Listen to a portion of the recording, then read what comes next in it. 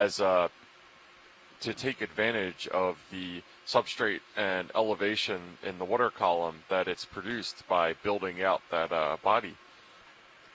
So we don't quite know what the settling cue is for these parazoanthid corals and how they come to grow upon the skeletons of other coral. But they do use the skeleton of other coral as their own skeleton, since they don't build their own skeletons in general. Just stand but by. there is a species of parazoanthid coral, the Hawaiian gold coral, that does produce a secondary skeleton of its own on top of its host skeleton, but it also requires a host and will not grow without a host to grow on. Yeah, work smarter, not harder. Applies to the deep sea as well, it seems.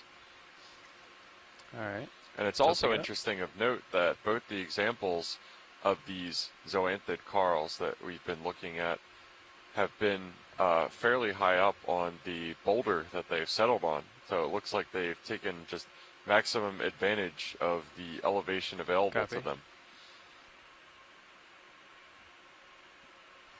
They certainly have, and you'll notice that this coral is a fan shape, and corals often orient their fan shapes and grow in a direction perpendicular to the current so that they can get the most food passing by them as possible.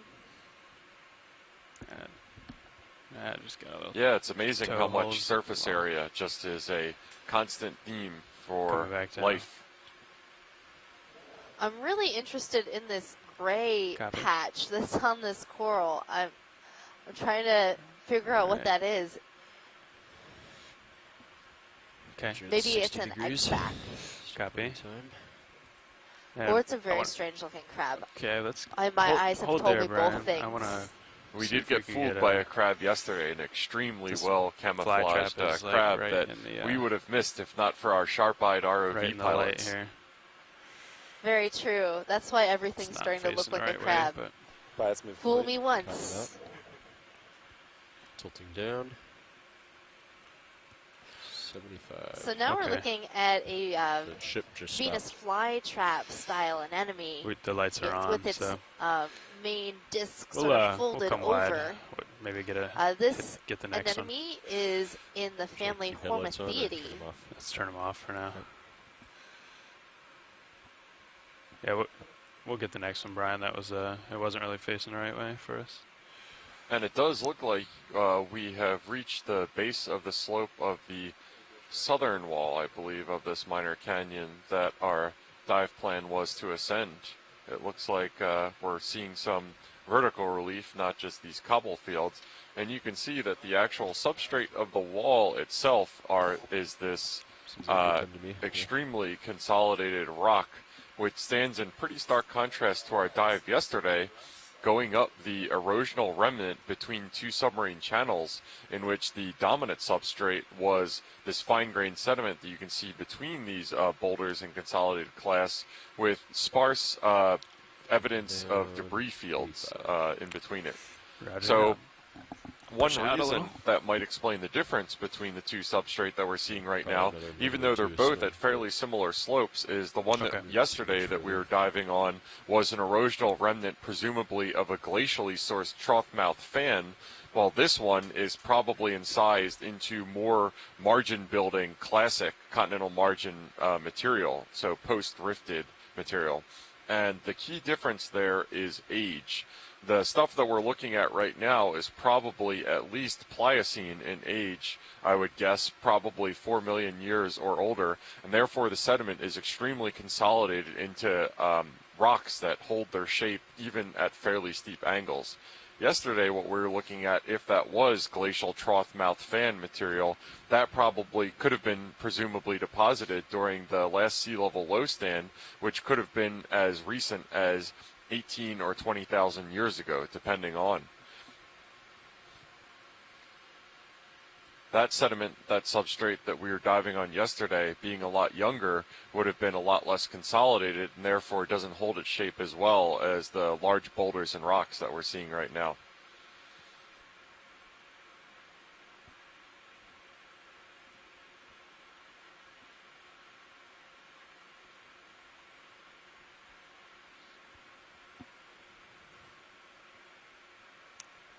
Can we do a so snap we zoom zoom here in video? on this crab here. Hold there. Okay. I thought I saw the Never mind. crab with eggs Ooh. underneath her. Where was that, Megan? This big crab right in front of us, Okay. I think is carrying eggs. Yeah, let's check it out. Oh, maybe another crab that we're Oh no, it's it's another mated pair of crabs. Okay, let's come in video. I'll center up. It just looked like the underside of the crab looked very strange. Might have to chase And so them these all. crabs are in their mating posture. So we have a male and a female here. So the female has to be in her soft shell state in order to mate with the male. Yeah, he kind of ran away from me there. So oftentimes you might see them standing together holding hands because they're waiting for that time to come. And then she'll produce a special hormone to make sure that he's interested in mating and not so much in eating. Because people love soft shell crab, and crab also tends to enjoy soft shell crab. I'm glad they get that straight before things proceed, Megan. That could be a very tragic misunderstanding if it was the case. Yes, it definitely would be.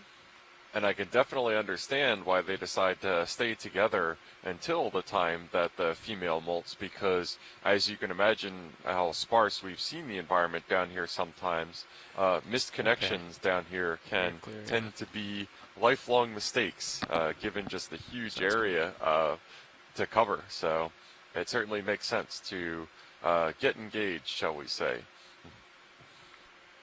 And connections is one of the main themes of our expedition. So our expedition name is Deep Connections. The first meaning being building our connection across our borders with our transboundary expedition starting in Halifax, Canada. And for the last 4 days, we explored different areas within Canadian waters.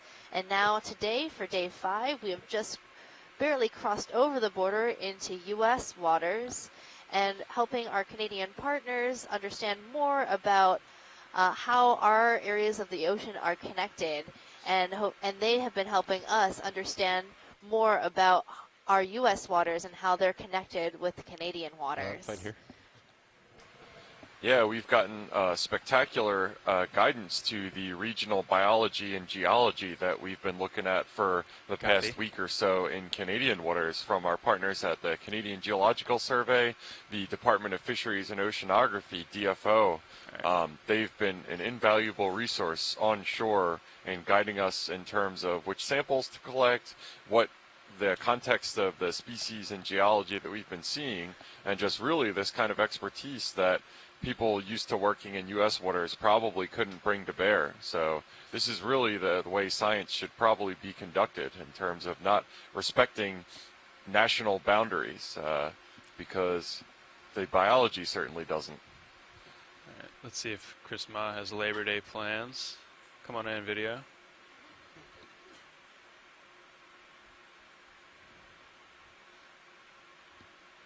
Hold it. Keep so coming. Now we're zooming in on a spectacular sea star. And perhaps if Chris Ma isn't doing anything for Labor Day, but enjoying the dive with us, he might call in and give us an ID for this animal, because it is not something I immediately recognize.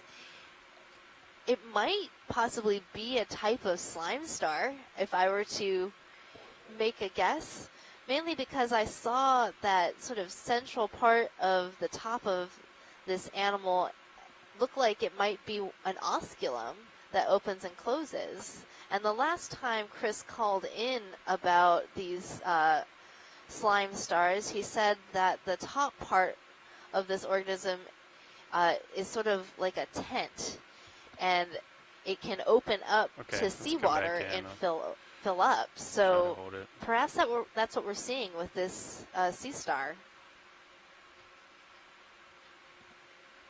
Yeah, I certainly recall the term circus tent being used to describe that top cover. It was very Focus on distinctive holding it. and very apt metaphor. It could also be what we're seeing is just a very fleshy star, and that center part is its anus. And you can see sort of the texture along this star's surface is a little bit different than what we would expect of a hymenaster. It looks a little like tentacles, and I believe those are the pedicelaria.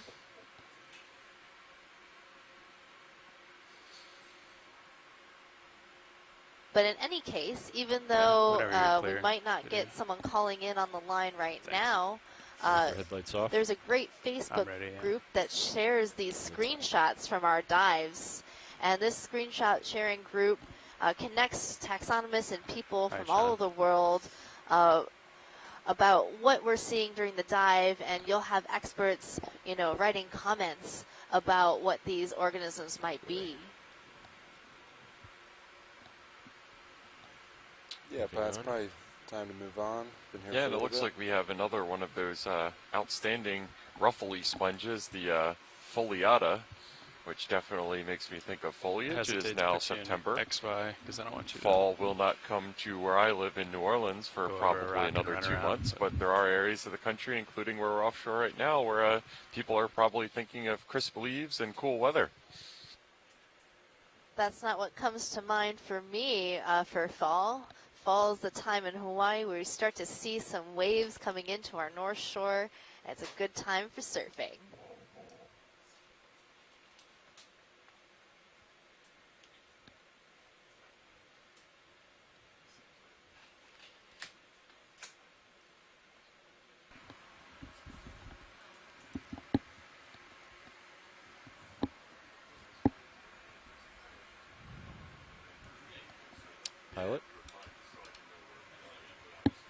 Pilot. Hey, Copilot Nav. So I am looking at 200. Sirius is settled out. Is that line or is it? Yeah, it's hard to tell. Hey, video. See item. I'm rotating towards it now. Kind of looks maybe line. I'm going to snap zoom just here real quick. Yeah, it looks like we're doing a scope over this boulder field that we're seeing right now. A number of these other representative organisms that we've seen on this dive so far. There goes our loving couple, or possibly another mating pair that we just saw scurry into a rock right there.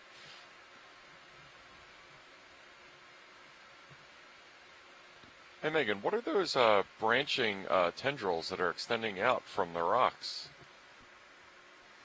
It looks like the skeleton of a coral. I'm not sure which one it could be. If we looked at the skeleton, we could look for Can we get a if zoom it's a on those bamboo tendrils, coral, lower it left? might have Thank different you. sections. So a section of protein called a node, and finger-like bones called internodes. But this doesn't look like a bamboo coral to me. It looks like this might be a proteinaceous style skeleton.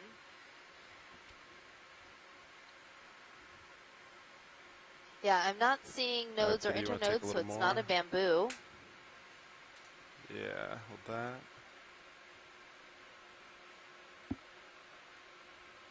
But this coral was very large. And without being able to see the polyps, it would be hard for me to make a guess as to what it was. But it would be great if we could see another one like it and might be worthy of sampling. All right, copy that. Is that all you need then? Yeah, and you can see that even though the actual organism that built that skeleton isn't there anymore, the substrate is still being used for shelter and relief by these little shrimps that we've been seeing. Yeah, it's kind of in there. And then there was also some parazoanthid coral growing on the dead skeleton. It's kind of hard to tell. I mean, and then encrusting this rock, as we zoom in really, really close, you can see all sorts of different colonies of encrusting demisponges. Go ahead, Bridge. All right, video. What do you... Are you still looking for? There's so much life here, you base, can't even see the rock turned away. itself. I think It's that'll work, just full Sean. Does that work for biology. you? They make a heading change now. I was going to Yeah. note that it makes it even Think so. harder for me to ID the rocks than it would be normally, is that right, even Peter, though you there's happy with these that? spectacular outcrops and all Alright, we've great. been seeing, I imagine it doesn't take any time at all down here before it gets encrusted.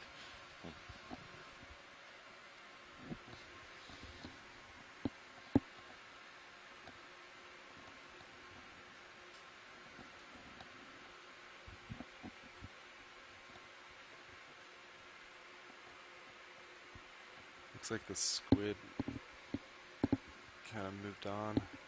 It's not So as we have many a- in serious view. We have a couple minutes to wait for that heading change, so if you want to just Sounds explore good. the tether length for now. Yeah, they're coming 10 degrees. So. One thing I want to point out right here that's interesting is we can see, I think for the first time during these dives, some ripples on the seabed. And those are oriented across the slope of this A little bit. fairly Yeah, steep a little wall tether. that we're seeing. Ripples tell us a lot about current activity on the seabed. They're formed much the same way as you might see dune fields on land. So they tell you that there is some flow going across there and transporting sediment.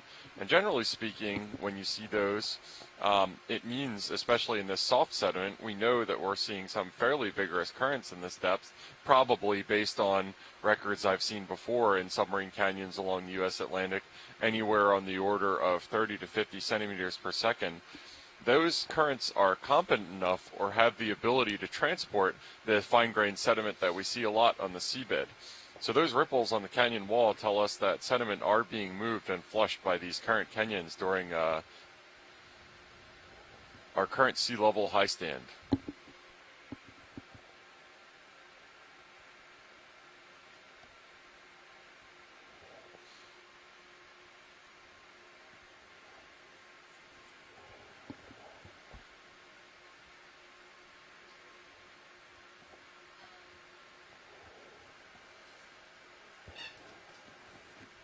Might be another skeleton. Science, any interest on item center?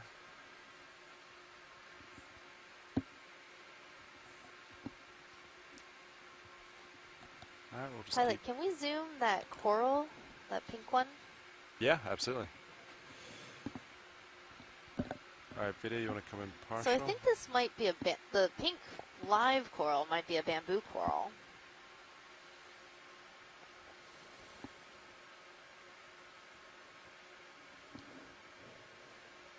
But it seems to be attached to this You can take more video.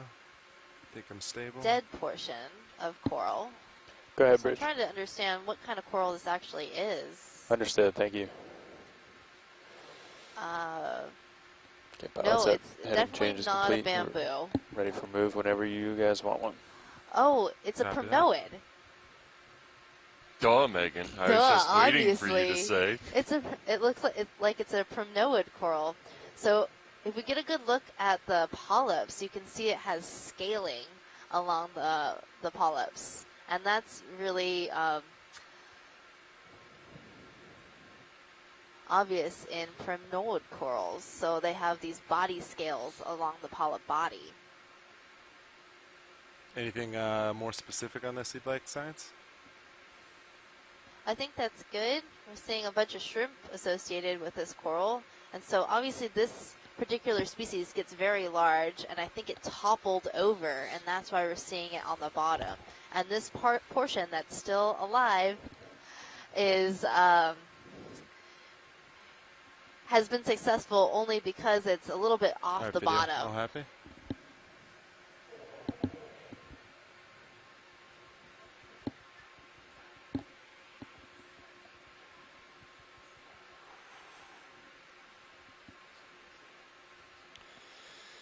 Might need to clear your thrusters. Yeah. Just little mid-dive exercise. Yeah. Yep. It's always good, yeah. Need to flush them out once in a while. Yeah. See how it starts rocking too.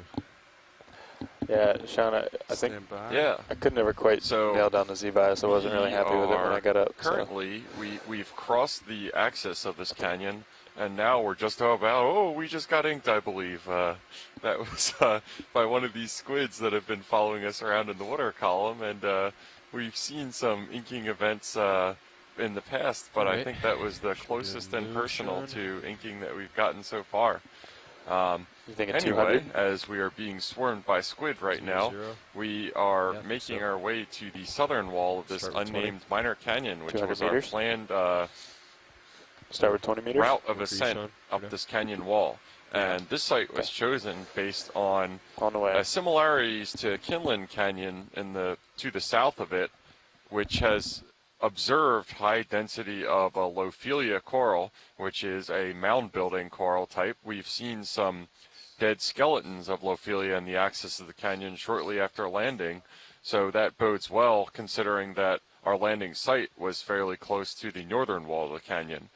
As long as these canyon walls are fairly similar, geometry, slope, and lithology, the rock type, I think we should expect to see the same on both.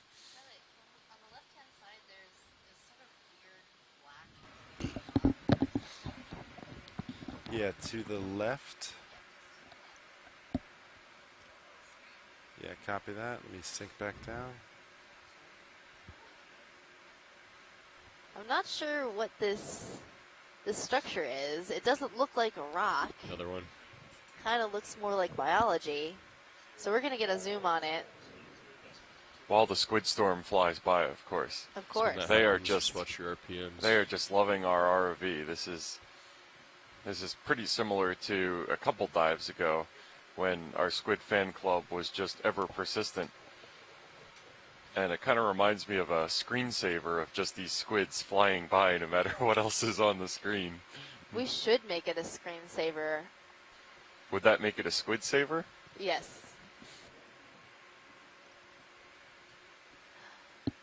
Another good view is to switch to the serious view on feed 2, and you can check out the squid storm flying around the ROV. Hold that. Okay, so we've zoomed in on the blackish brown spot that I found interesting, and it's another piece of Lophelia that has tumbled down in amongst these rocks. So the animal is no longer alive. This is just a piece of old skeleton that is broken off and ended up down here. So that's an interesting observation. It seems to be encrusted with sediment, and there is a home for a number of different animals. That's right, Megan, and I'm really glad that you brought up the sediment that is encrusting that. That's another kind of rule of thumb for how active these canyon walls in terms of sedimentation. We saw those seabed ripples a couple minutes ago, which indicates that current are being transported along the wall of the canyon because we saw those perpendicular to the direction of slope. And here's another feature that, unlike the ones that we saw in the canyon access, has been covered with sediment. So that could tell us that either this one is getting a lot more sedimentation than the canyon access ones, or possibly more likely in the canyon access the currents are more vigorous, and therefore any sediment that accumulates on those Lophelia skeletons are getting infected or moved down the axis of the canyon, or up the axis if they're tidal currents that are going both directions. Either way, that the sediment that's settling on those Lophelia in the canyon access are probably being flushed faster than the ones that we just saw. On my way. Is ship, did the move go in? Yes. Okay. Yep. On the way. 200 copy. It's just 20 meters. So I might have to So get what another you're one in seeing when here that's done. floating in the water column is a type of siphonophore. It's a colony of different polyps, zoids that live together. And they're each specifically designed for a specific role in the colony. So the ones at the head of the colony are the swimmers. They pump water in their bells. And the ones at the end that you're seeing with the brightly orange-colored sections are the gastrozoids that are feeding on whatever's in the water column. And they have stinging cells and long tendrils that are often referred to as a curtain of death. There are I didn't take a also look at other it. zooids that are I think it responsible like for it's reproduction. tracking's much tighter now. I think it was more spread out, Okay. but there weren't like a lot of errant pings or anything. Yeah, I think those I wonder- siphonophores are a I think we good correlated metaphor that for with the them Okeanos operating the Explorer, in boat which to there have are it. different parts of the So I was crew that are wondering- doing different things. We have our Yeah. ROV Yeah, I don't team, know we this have our morning. video It did team, look we like there have was, the like, the crew who navigate, pilot, and like operate things the that go, boat. like, We half have a us, mile the away science last team, time. Okay. all It's just doing like different a jobs fat and bubble. all Gotcha. working together in a fairly harmonious dance to It do the looks good thing now, that we doesn't it? do. Yeah, it Bring looks you really guys good. on Tight. shore this great HD Yesterday video there was a feed of moment these where it kinda went a dives little in wonky. incredible Really? locations in real time. Yeah. I think And speaking sometimes, of like our in these ROV canyons, team, like it bounces if you're around, but interested, right now it's they really are good. sitting in the front row of our command operations center. And if they would introduce themselves, you can get to know them a little bit better. Yeah, is this a good time? Yeah, I think so. All right, sitting pilot this morning is Sean Kennison. We're all from the Global Foundation for Ocean Exploration. We're a nonprofit, and we're responsible for bringing the vehicles and all the video products you see today. We're made up of engineers and videographers. And to my left, a navigator. My name is Chris Ritter. It's Dan Rogers, I'm co-pilot.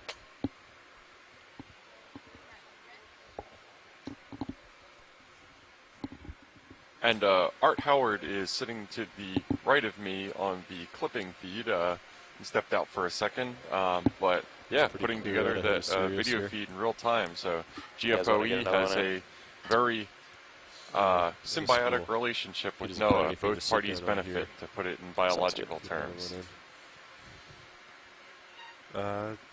And as we're Yeah, thanks, floating Lance. by, I've spotted some interesting fishes. There was a monkfish sitting on the sediment in between some of these rocks. And then up ahead of us is a fish I don't quite recognize yet. Maybe we can get a better look of it. It looks big. It's definitely a big fish. Can we get some lasers, please, pilot? Yeah. Oh, Hold that's a off big on that fish. move. Yeah. So those are our 10-centimeter scale Yeah, there they lasers are. right there. So it looks lengthwise that fish is well over a meter in size. That's quite a whopper, and it definitely looks optimized for benthic life. Very flat. It's up the slope. It's kind of hard for us to get a look at the face. Nolan Barrett, one of our scientists video on minutes, shore, try to make tentatively one of the identifies face. it as a halibut, which is a fairly commercially important fish. I had some of it when we were on shore in Nova Scotia. Can confirm is delicious. So as we get a good look at this fish, you can see its eyes are on the side of its body, both eyes. So it doesn't have one eye on either side of its head. Both eyes are on the same side of its head. And I remember you telling me, Megan, it's oddly enough that they're not born like that, correct? And that the eyes are in the normal position and they start to migrate as they grow. Yes, so when the fish is a larva, in that their larval state, they look like normal fish larvae, the same video, sort so of the center body out. plan as a regular fish, and then over time, You wanna the come eye will partial for me? migrate over to the left or right side of the head, depending on which type of flat Yeah, hold fish that, please. you're looking at. This fish does look like a really tasty specimen.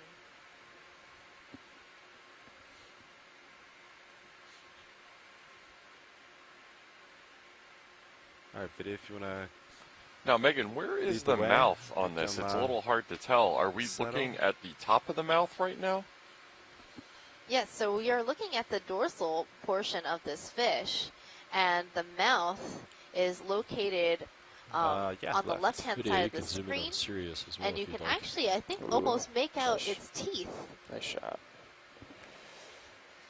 So we have one eye looking directly at us, and the other Zoom eye out a little is bit. We near could, the frame up opening of D2 the and jaw. fish in the same shot. Yeah, and I can see Bring where that it's head a little hinged bit. right now as it's doing us a favor and Yeah, fish makes D2 taking look a couple small. breaths. Thank you for modeling for us potential halibut.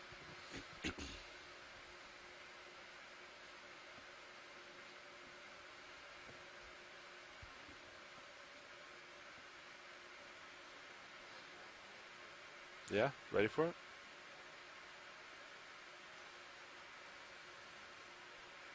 So the halibuts are in the family Pleuronectidae.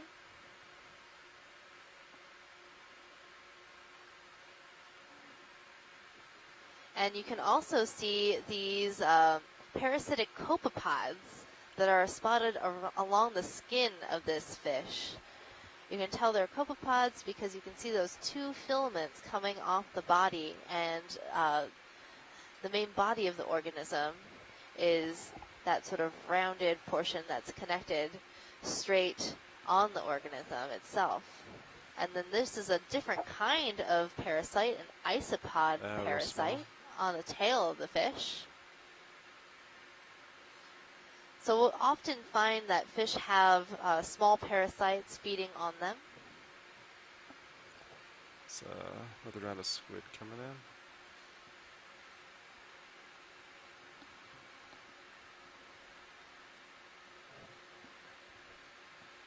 All right, sounds good. Yeah, so now that we've had our nice long look at this halibut, right. I believe we're going to start Left. making our way upslope. We have reached the Sounds base good. of the southern wall of this unnamed minor canyon, and our plan is to make the ascent up the wall. As you can see so far, the wall should be fairly steep, and we already Anything know else in this that video? the substrate that we can expect is Cool. fairly hard, consolidated, old Okay. sediment Come right on turned serious into as well. rock at this point. So our think chances that's of a seeing first. Lophelia, Yeah. which we've already I've never seen seen evidence that of so before. Yeah. far, seem pretty good. And if you take a look at the Sirius view, you can see how big this fish is in comparison to So the it Deep looks Discoverer pretty clear. ROV. Couple of harder That's a turns big out fish. Yeah. here. I didn't want to say it was a big fish before we got the lasers on, but it Maybe just 20 or 30. certainly appeared that way. Next one. I've been fooled a number of times. Let's do another 20 now. Okay. Ready for that now? Sure. Yeah, I think so. On the way.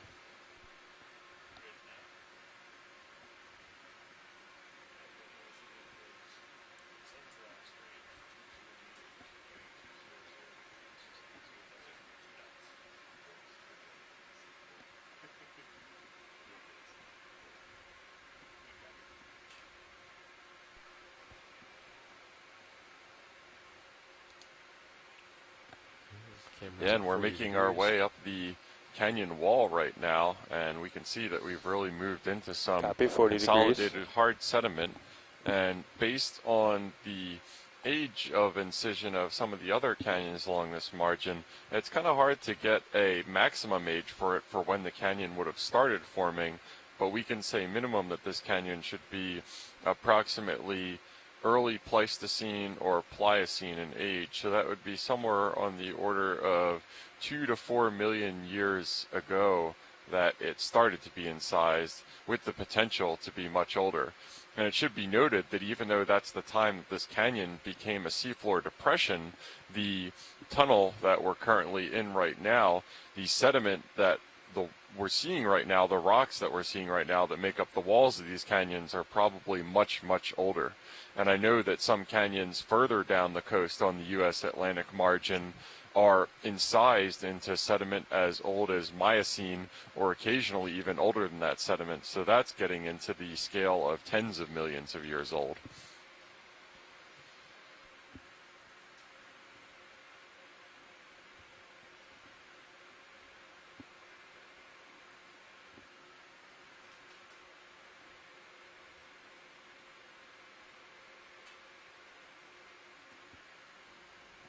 Doesn't look like much that way.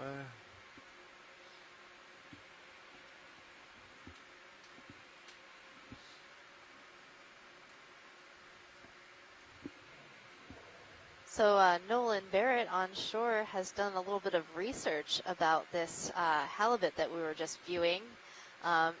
It looks like it might have been a Atlantic halibut, Hippoglossus hippoglossus. So good, you name it twice. And this species is actually an endangered species, so it's a really good observation of one in its natural habitat.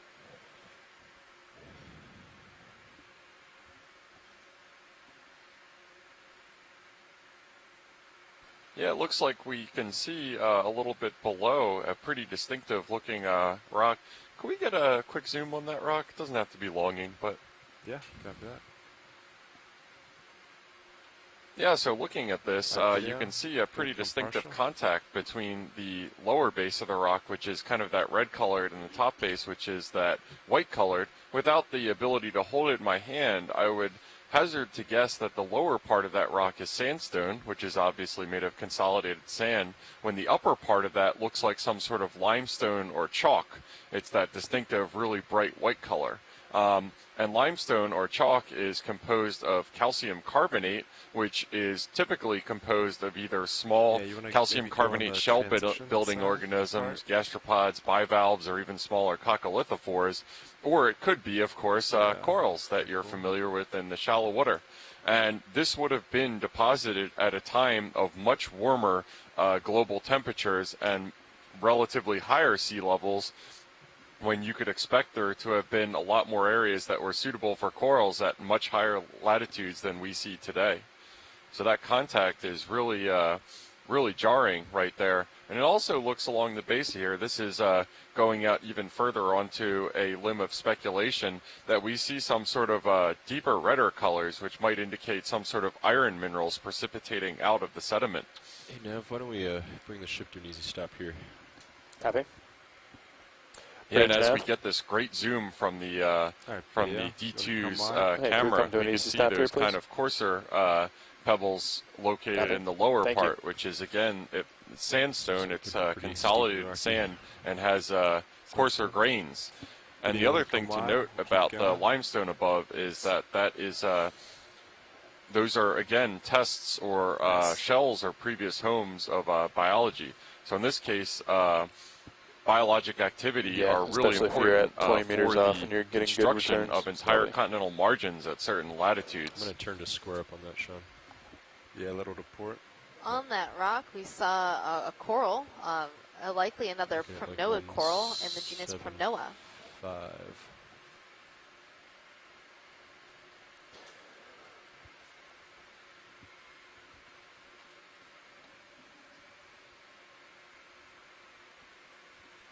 So you're centered with that, so it should be over here.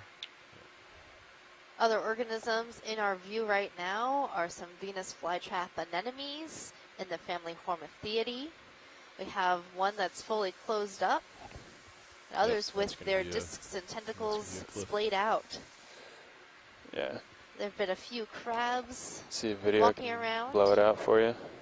Yeah, video, I think, on D2's and a few eels swimming as well. See what you can do to bring out the distance.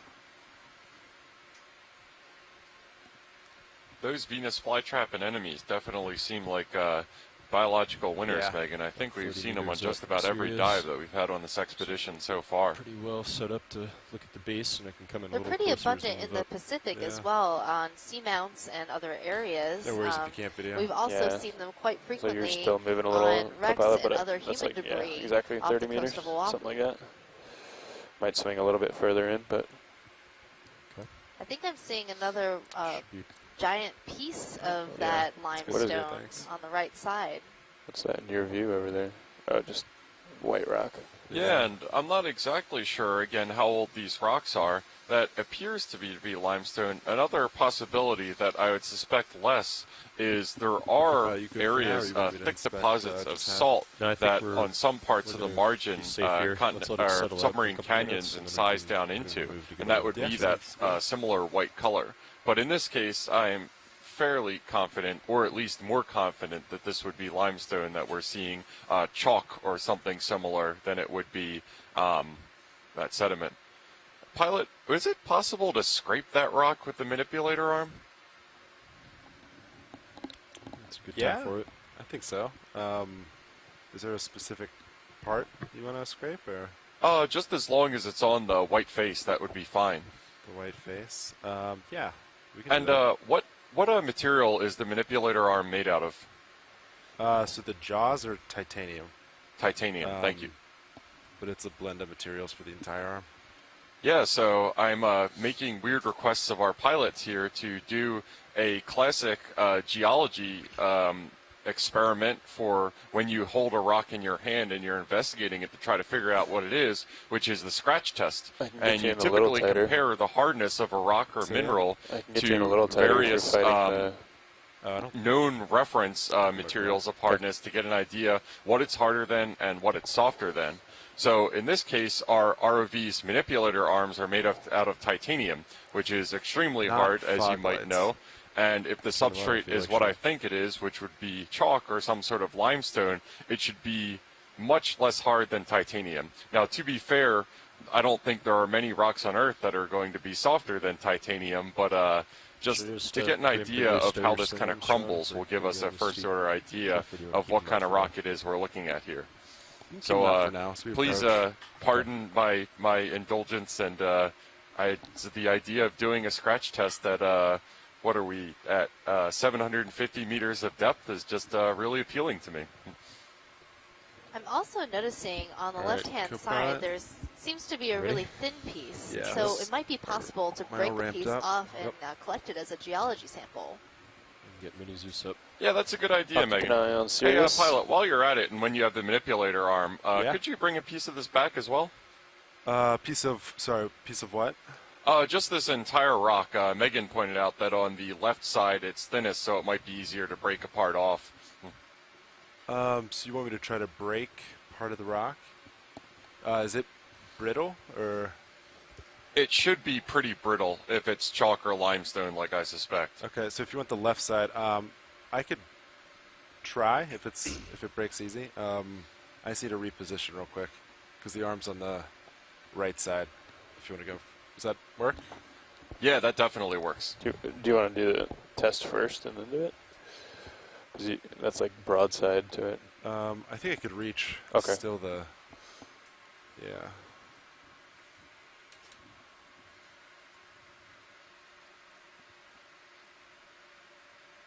Yeah, and so right now we are going to assess this rock by, I was just going to scratch the rock, but obviously it's a lot easier to get a confirmation on it by taking a sample home with us. And if this is any sort of calcium carbonate type of rock, the good news is that identification is extremely easy. Once you get on shore, you just take any sort of acid and drop a couple drops on it, and it should fizz if it is calcium carbonate.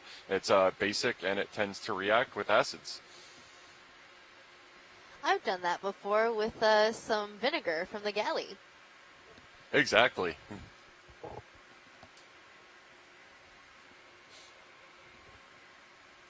The very same concept as your baking soda volcano from science experiments when you were young, if you did those. Yeah, copy that.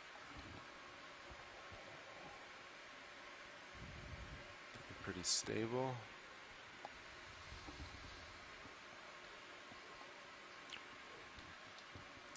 So video, do you want to zoom center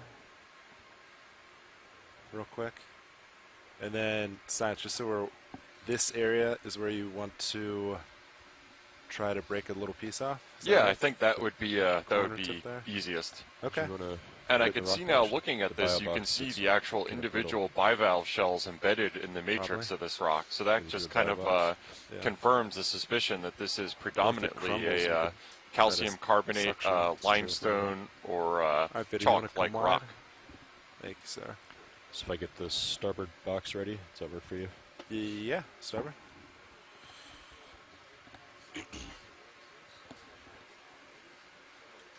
Maybe just a little, give me a little bit on the Zeus. Hold that, yeah.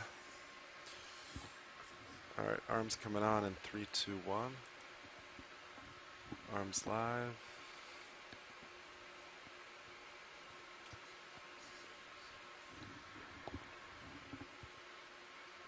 Actually, it's not live. Coming on.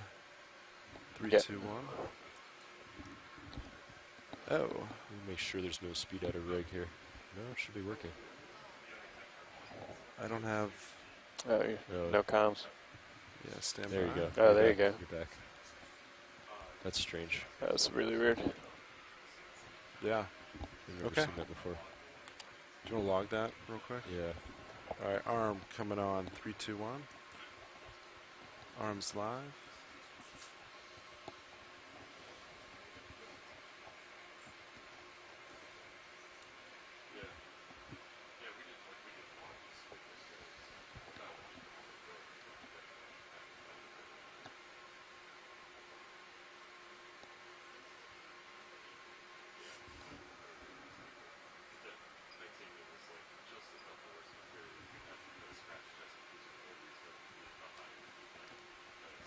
All right, so I'm going to scratch right here.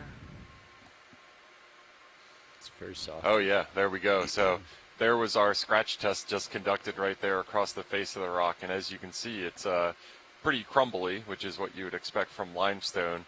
But then again, ideally you would want to do this on something, sure you would start with a material of medium hardness, which might be something like the penknife or something like that, scraping across the face of the rock to see whether it left an indentation.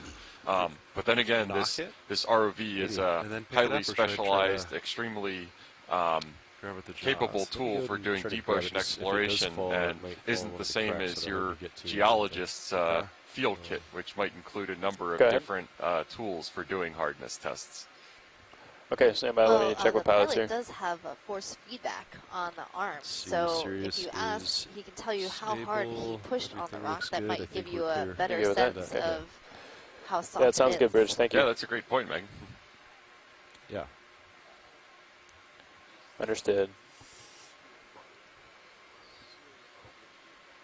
Yeah.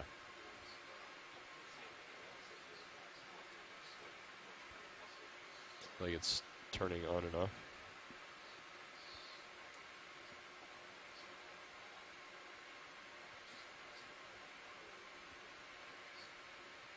Okay.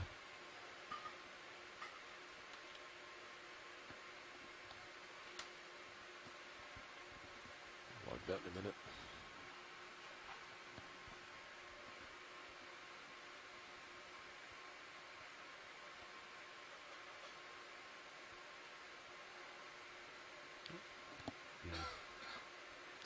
Didn't quite budge there. Yeah.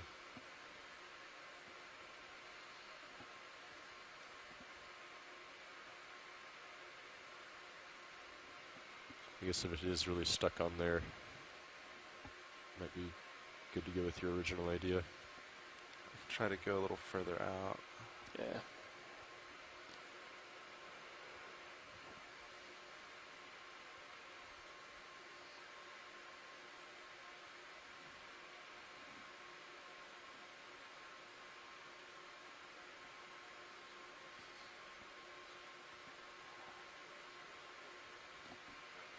Got a little bit. Video, I'm going to rotate down real quick. If we still see it, we could suction it. That'd be easy.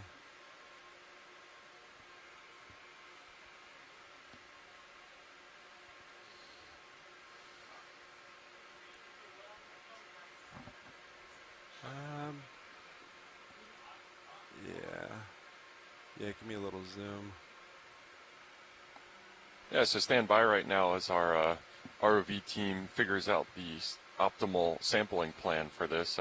It might end up being a sample with the manipulator arm, or this rock might be too brittle to come back as one piece, and we might end up using our suction extension to sample, which we did in a really successful manner the other day for a chemical concretion You might just have to that was coming try to out knock that of whole a canyon wall that looked like a fluid triangle explosion off. feature.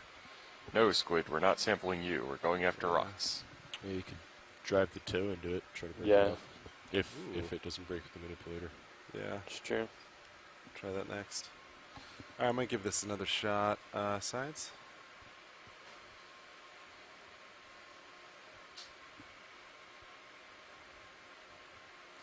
And then video, could you give me back the partial on the main HD?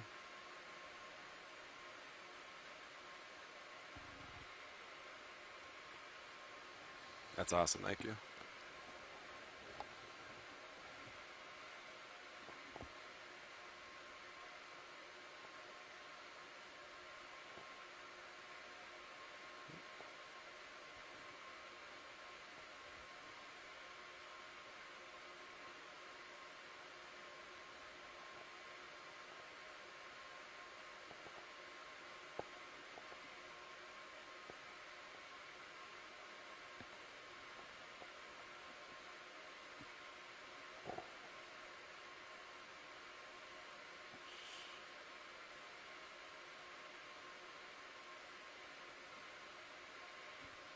All right, watch shade. It's pretty good on there.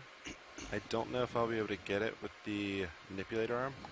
But what I could try is I could bump it with the vehicle's plastic bumper and try to knock it loose with the weight of the vehicle, and then try to collect it after that. What are your thoughts? You know, I think if it's getting a physical sample is kind of a pain, we don't need it. I'm pretty confident in my identification just based on the shells and its crumbliness, and then I can talk to some people back on shore to get an idea of its age. I was just curious, but if it's if it's going to be a pain to get, then there's no worry about it. Okay, sounds good. Yeah, maybe if we see something later on that's yeah, like a smaller piece or something like that, I'll give a holler. All right, sounds great. Thank you. No problem. Is that some on the left? That piece there? So I saw that, but there's no way to like know if it same, actually came looks from like it or the not, same though. color as that, maybe. I don't know. Yeah, Be hard to grab, too, right? Maybe not. for right now it would be, yeah. But yeah, watch it. Do you see the piece on the left? I'd have to reposition to grab it, and there's no way to know for sure if it came from the larger portion, but it does look similar. Is that of any interest? Could you do a zoom on it? Yeah, give me one sec. Thank you. Yeah, so it looks like this corner of this big rock that we were targeting is fairly firmly on there, not as easy to break off as I had hoped. So we're going to pan a little bit to the lower left to get a zoom on what looks to be similar coloration as a rock. Right. If it does look like one similar to the larger piece, then we're just going to grab that as a separate sample. If it looks fairly different, then we'll probably just leave it be. I'm fairly confident in my field identification just based on the friability or crumbliness of that rock, as well as the more obvious tell, which is the embedded bivalve shells within it, that this is predominantly a calcium carbonate limestone or chalk-like piece that we're looking at. Probably not chalk, considering chalk is even crumblier than that.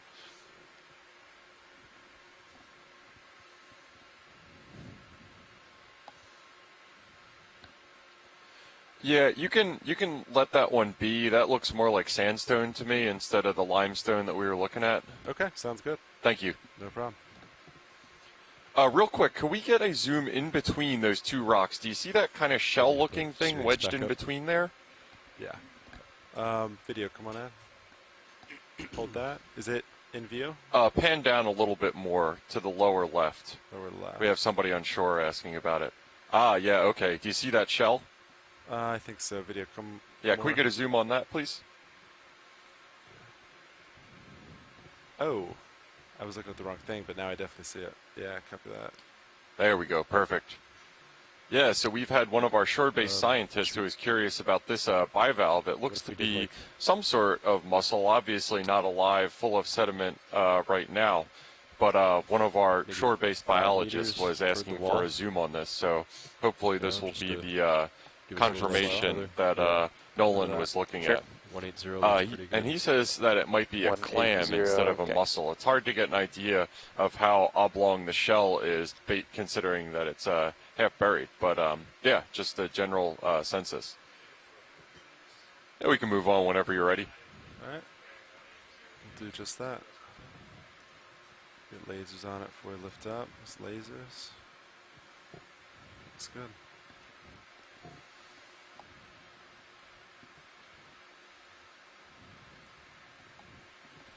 Yeah, so we're going to continue our way upslope here. We are kind of starting to ascend the slope of the southern wall of the unnamed Minor Canyon. Yeah, but it's north like of Kinlan Canyon. And I think we see some biology on the seafloor right there that looked to me like a mermaid's purse, which I believe are the egg cases of a skate of a similar type that you might see washed up on the beach. And we've seen a couple skate and rays, elasmobranch looking things so far on these dives, so it wouldn't be surprising to see one of their egg cases. That certainly appears to be what it looks like. Yeah, right below. Video, you want to snap potential egg case? Yeah, I'm not a biologist, but that certainly looks to be what it is. That twirly ends that I see. Megan has ran down to the galley real fast to grab lunch. We tag out during these long dives. Yeah, one of the shore-based scientists, Tara, says that I am correct, so that's good. Whenever I can happen to identify biology, I am happy to do that. Doesn't happen very often. And it also looks like a small piece of living or possibly recently detached coral that's next to that. Obviously, I'm not going to be able to make an identification of that coral. This is right there. Nice.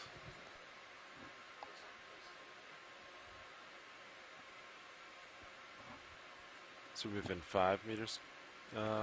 Yeah, and the reason that our shore-based scientist Nolan Barrett wanted to get a zoom on whether that is a mussel is the shell look kind of similar to some of the mussels that are present at our cold seep sites, which would indicate chemosynthetic activity and would obviously be really exciting. It wouldn't be surprising to see if that was the case. Pilot, can we get a zoom on some of that lighter color sediment interbedded in there? Yeah, absolutely. Okay, pilots move. And Nolan also did say that looked like a primnoid coral fragment. Yeah, so what we're getting a zoom on right now appears to be some nice sandstone that we're seeing. And it's a little hard to tell mantled in more recent sediment, but it looks like we've got some cross-bedding potentially going on here. And also, you see it, that line coming off the can we starboard pan side? down a little bit? Yeah. Copy that. Let's investigate that. Hey, Science, we might see a line real quick. We're going to take a peek. Actually, it might even be between us. I can't, like, it looks like it kind of goes off to the port side as well. Yeah, video. What I'm looking at for when I'm looking at this sandstone is for evidence of those strata to be kind of asymmetric and looking for ripply formation in that. What that could mean is cross-bedding. So what that would indicate is that when that sediment was deposited, when it was actually sand before it had turned into sandstone, that there was a bidirectional current that was moving the sediment around. Like 20 meters or something. Hey, Science, I think we see either a line or a cable in the water column. So we're going to take a moment to investigate. If we back up 20 meters, we No won't be able to. I mean, we can do a different bearing, but then we can't characterize it at all. Right. I feel like it's right over the top of D2 right now. Okay. All right. 20 meters. We could do 10 if you want. We just need to get back from it.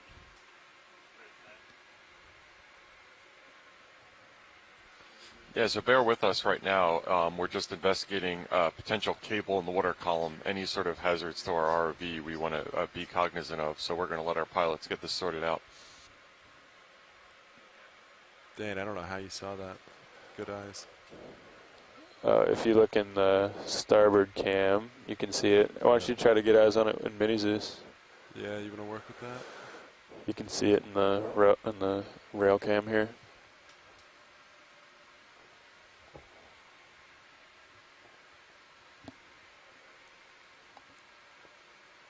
He's just coming out. Might have to work with the lighting on mini Zeus.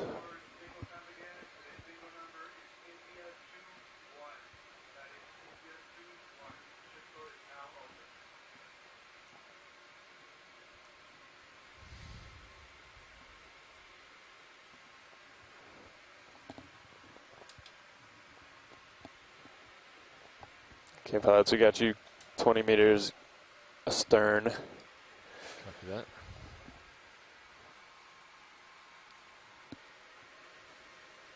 All right, Dan, I lost it. I still see it right there. It's still, if you look at your starboard rail cam, you can see it running across. Oh, that's a good view. Yeah. So once we get back a little further, we could come up. Just up and over? Yeah, we could come up in formation and keep an eye on it and get up well above it and then move back toward the feature. Yeah, sounds good. But we don't know where. Yeah, there you go. That's a good shot.